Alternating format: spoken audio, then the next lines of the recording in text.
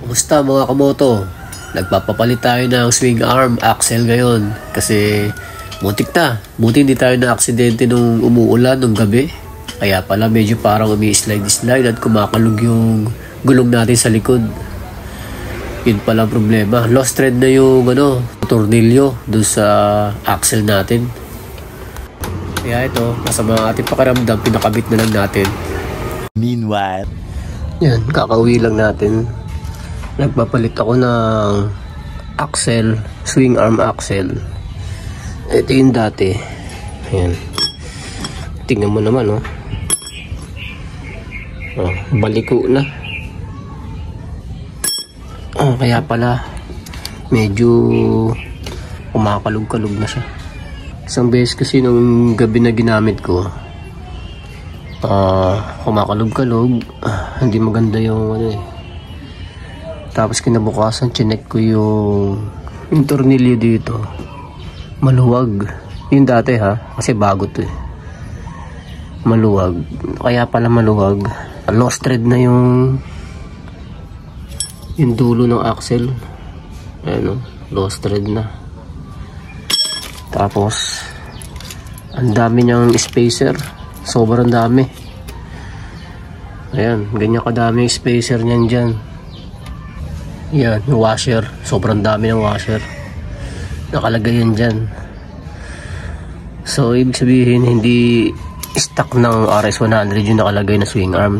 Yung dati, ito, mas mahaba. Kasi kasya yung ganitong karaming washer. So, dapat magpapalit na rin tayo ng bushing. Mali yung nabili ko Ito, ang RS100, ang nabili ko. Hindi ko naalala na pang wave 100 nga pala to. So papalitan na lang natin sa ibang araw siguro. Medyo napalabang kasi itong ating motor Medyo malalayo yung mga racket natin, mga long ride siya Kaya yung mga bumigay. Tapos medyo masama yung pakiramdam natin. Kaya pinakabit ko dun sa shop, dun sa isang pinapagawaan ko. Kasi mga minor lang naman yan. Palit swing ng axle. Actually kaya ko naman gawin niya, kaso medyo masama ang pakiramdam ko ngayon kakauwi ko lang, babaklasin natin ulit kasi mali sumikip yung gulong. Wala namang problema to Paano ba naman hindi niya maikabit yung bearing doon sa loob, nalalaglag. Samantalang pag ako nagkakabit nito, wala namang problema. Nilagay niya ng basahan dun sa siningitan ng basahan sa bearing. Sisikip nga yung gulong niya, ayaw.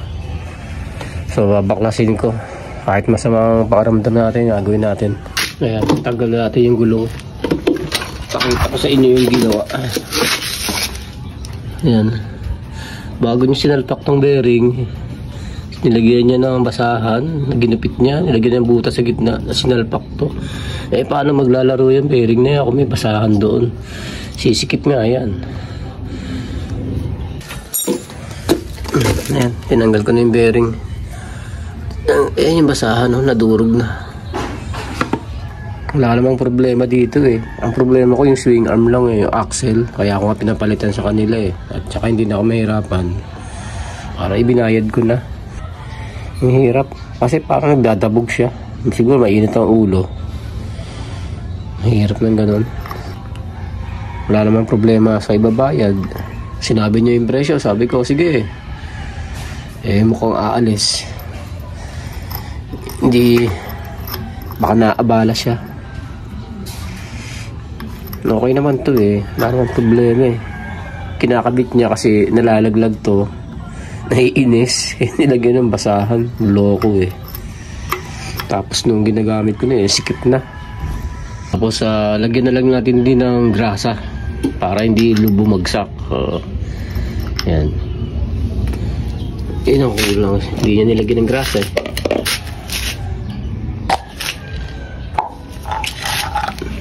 touch na rin natin yung mga gas-gas dito. Habang